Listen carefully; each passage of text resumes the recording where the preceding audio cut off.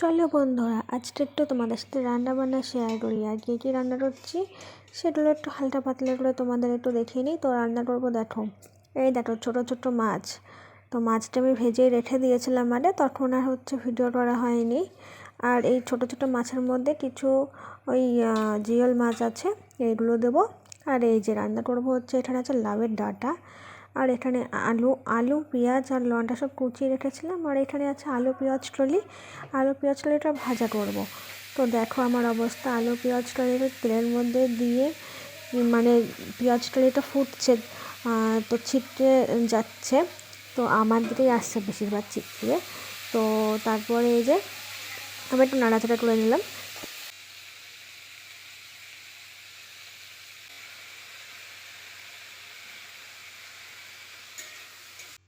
তারপরে কিন্তু আমার পেঁয়াজ টলি ভাজাটা হয়ে গেছে, এখন আমি এটা নামিয়ে নিচ্ছি। তারপরে আবার একটু তেল দিয়ে দিলাম কড়াইতে। তারপরে আমি এখন দেবো জিরে ফোড়ন আর শুকনো লঙ্কা ফোড়ন। আমি আজকে ফোড়নটা একেবারেই দিয়ে দিচ্ছি তেলে। আর তারপরে এই যে দিয়ে দেবো দেখো পেঁয়াজ লঙ্কা দিয়ে দিলাম। পেঁয়াজ লঙ্কা দিয়ে একটু নাড়াচাড়া করে নিয়ে আলুটা দিয়ে, তারপর দেখো আমি অনেকটা দূর থেকে ফোনটা ধরেছি আর খুন্তি দিয়ে নাড়ছি পেঁয়াজ লঙ্কাটা। আর একেবারেই আমি ফোড়নটা দিয়ে দিলাম। মাছটা একেবারে সিম্পল রান্না, তো ফোড়নটা একেবারে দিয়ে দিয়েছি। এর মধ্যে এবার আলুটা দিয়ে হলুদ লবণ দিয়ে একটু ভাজা ভাজা করে কষিয়ে নেব। তো নর্মালের ওপর একেবারে রান্নাটা করতেও বেশি টাইম লাগবে না। আর সহজ পদ্ধতিতে রান্না, মশলা ছাড়া কোনো আমি এক ফোঁটা জিরের গুঁড়োও এখানে ব্যবহার করিনি আজকে। তো এই যে শুধু লবণ হলুদ দিয়ে নাড়াচাড়া করে দিয়ে তারপরে লাউয়ের সেই ডাঁটাটা রয়েছে, ওই ডাঁটাটা দিয়ে আমি নাড়াচাড়া করে জল দিয়ে দেবো, দিয়ে মাছ দিয়ে দেবো। ব্যাস আমার রান্নাটা কমপ্লিট হয়ে যাবে। খুবই সহজ পদ্ধতিতে রান্না, আর এই রান্নাটা খেতেও কিন্তু টেস্টি, খুব টেস্টি। আর তারপরে দেখো আমার মনে পড়লো হঠাৎ করে যে আমি কটা বড়ি দিই। তো এই যেটুকু তেল ছিল কড়াইতে আলু ভাজার সময়, তো সেই কুটুর তেলেই আমি এই যে বড়ি দিয়ে দিয়েছি।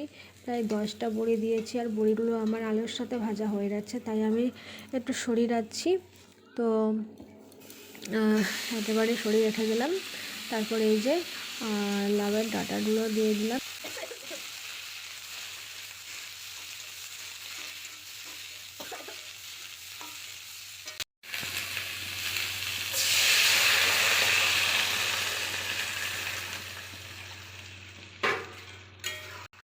আমি কিন্তু জল দিয়ে দিলাম, তারপরে একটু পরিমাণ মতো লবণটাও দিয়ে দিলাম। জানি লবণটা হবে না, কারণ জল দিয়েছি, তার জন্য পরিমাণ মতো লবণ দিয়ে এটা আমি চাপা দিয়ে এখন রান্না করব।